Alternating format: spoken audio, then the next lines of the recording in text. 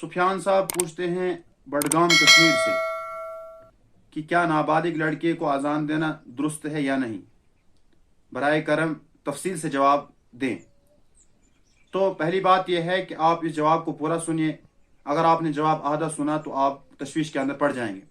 पहली बात मैं आपको ये बताता चलूं कि अगर लड़का मुराहिक है, बुलुगत के करीब करीब है, वो पाकी और नापाकी की तमाम चीज़ों को अच्छी तरह समझता है, तो ऐसे लड़के की अजान का देना जो है वो दुरुस्त है और सही है। दूसरा सवाल यह है कि लड़की कब बालिग होती है। तो इस बारे में हजरत मौलाना अशरफ अली थानवी रहमतुल्लाह अलैह ने इमदादुल फतावा के अंदर ये तहरीर किया है कि लड़की 9 साल से पहले बालिग नहीं होती है। जब लड़की की उम्र 9 साल हो जाए और उसके बाद अगर बुलुगत की शर्तें उसके अंदर पाई जाती हों, उसको हैज आता हो, उसकी जो दूसरी बुलुगत की शर्तें हैं वो तमाम उसके अंदर पाई जाती हैं, तो लड़की जो है बालिग समझी जाएगी। और 15 साल की उम्र जो है वो उसकी हद है। अगर कोई किसी औरत को 15 साल तक बुलुगत की शर्तें उसके अंदर नहीं पाई गई तो वो 15 साल के बाद उस पर बुलुगत के अहकाम जारी कर दिए जाएंगे। तीसरा सवाल एक साथी ये पूछते हैं कि सुबह की अजान के अंदर अस्सलातु खैरुम मिनन नौम को क्यों बढ़ाया जाता है। देखिए भाई, सुबह की अजान के अंदर जो अस्सलातु खैरुम मिनन नौम को हम जो बढ़ाते हैं ये हदीस पाक से साबित है, क्योंकि उस वक्त जो है नींद और गफलत का एक माहौल तारी होता है। तो हदीस पाक से साबित है कि ये उस वक्त अस्सलातु खैरुम मिनन नौम के अल्फाज जो है इनका मतलब ये है कि नमाज नींद से ज्यादा बेहतर है, तो ये उस वक्त कहना ये मुस्तहब है। चौथे साथी पूछते हैं कि अगर किसी शख्स ने बगैर वुजू के अजान दे दी तो क्या ये सही है या इसका वबाल महल्ले वालों पर है।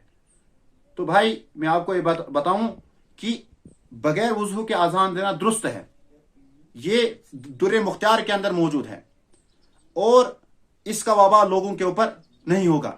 लेकिन बेहतर व अफजल यह है कि बावुजू होकर जो है अजान दी जाए। चौथे साथी ये पूछते हैं अजान के मुतालिक ही कि अगर कभी जो है इंसान कुरान करीम पढ़ रहा है, चाहे ज़बानी पढ़ रहा हो चाहे नाजरा पढ़ रहा हो, तो अजान हो रही हो, तो क्या उसको अजान का जवाब देना चाहे या जो है कुरान पढ़ते रहना चाहे। तो इस बारे में ये मसला है कि अगर उस शख्स ने कुरान बंद करके अजान का जवाब दिया, ऐसे तो अजान का जवाब देना वाजिब है, और अगर वो कुरान पढ़ रहा हो तो उस वक्त अजान का जवाब उसके लिए देना जो है वो मुस्तहब है। अगर उसने कुरान बंद करके अजान का जवाब दे दिया तो ये मुस्तहब है, और अगर उसने कुरान बंद नहीं किया बल्कि वो कुरान पढ़ता रहा, चाहे नाजरा हो चाहे हिफ्ज हो, तो उस पर जो है कोई गुनाह नहीं है।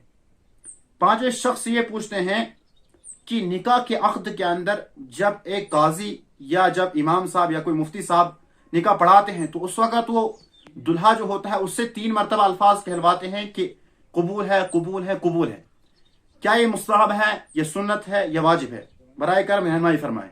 देखिए भाई, मौलाना अशरफ अली थानवी रहमतुल्लाह अलैह इमदादुल फतावा के अंदर ही लिखते हैं कि न ये सुन्नत है, न ये मुस्तहब है, न ये वाजिब है, बल्कि जो पहले अक्द हुआ है उसके अंदर जो इजाब कबूल हुआ है वही असल शर्त थी। एक साथी पूछते हैं कि जिनाबत की हालत में अजान का जवाब देना कैसा है, क्या उस पर वाजिब है या वाजिब नहीं है। तो रुते मुख्तार के अंदर और फतावा दारुल देवबंद के अंदर ये बात लिखी है कि बगैर मतलब जब इंसान जिनाबत की हालत में हो, बगैर गुस्ल के हो, तो उस पर भी अजान देना वलौ कान जुर्मन, इस तरह के अल्फाज हैं, अगरचे वो जुम्बी भी हो तब भी उस पर अजान का जवाब देना